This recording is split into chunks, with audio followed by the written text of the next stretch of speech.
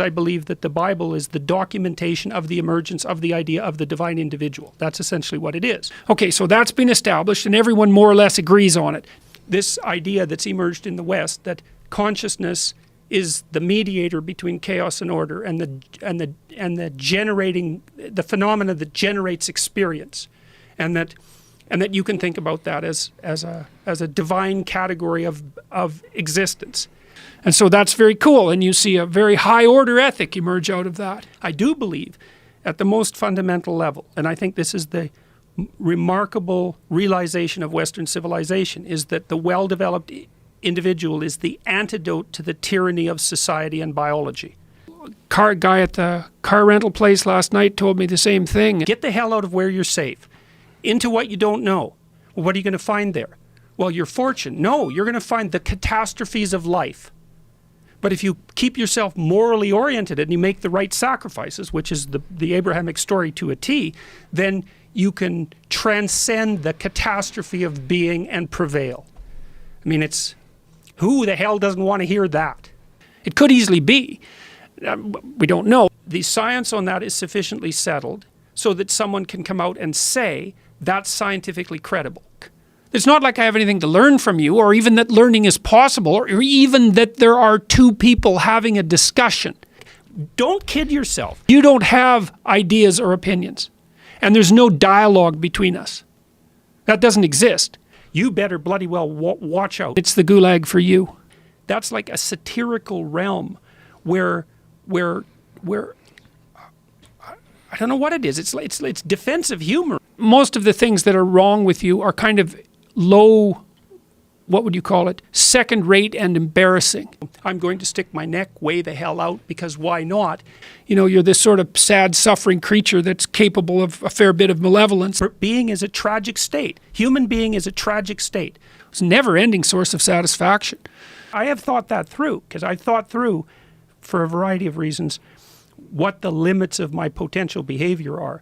And the limits of my potential, and maybe I'm more pathological than the average person, it's certainly possible, but I understand that the limits of my potential behavior are far beyond the bounds of what people would normally consider civilized. And I think that's characteristic of human beings in general.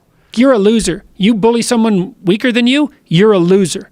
That's pathetic. You burn things you're disgusted by. You know, if you don't get your act together, then you leave a little space for hell. And I really believe that. You and everyone you know are going to be dead in no time flat. That would turn you on maximally. Some of it's comedy, some of it's satire, some of it's serious. So that's a stupid strategy too. You know, and I'm not saying that's a good idea. I'm not saying that. Well, there is value distinctions between things.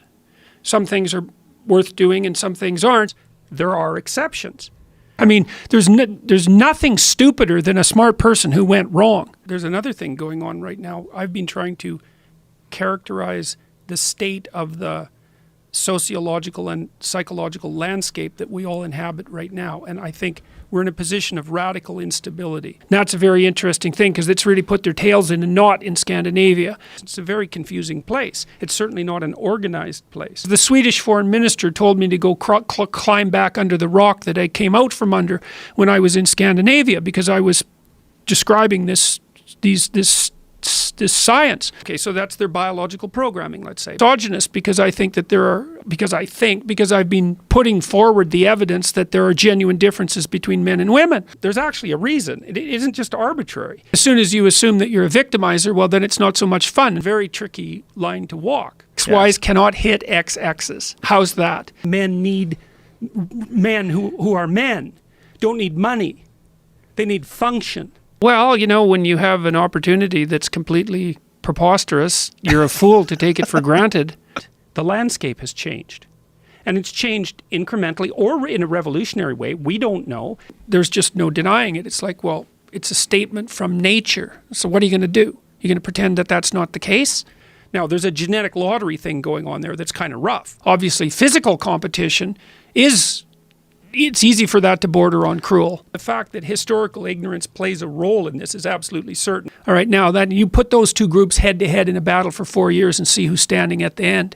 Actually think that I should stop because I'm kind of at the limits of, I'm at the point where the probability that I will say something stupid is starting to increase, and I would rather not, because just saying the things that I'm trying to say that aren't stupid is dangerous enough. We have deeply engaging conversations, okay, which is part of the reason that we keep having them, and I think why they're popular. So you're only allowed to put forward actions in the world that would be of benefit to you if they simultaneously don't undermine the structure within which you live.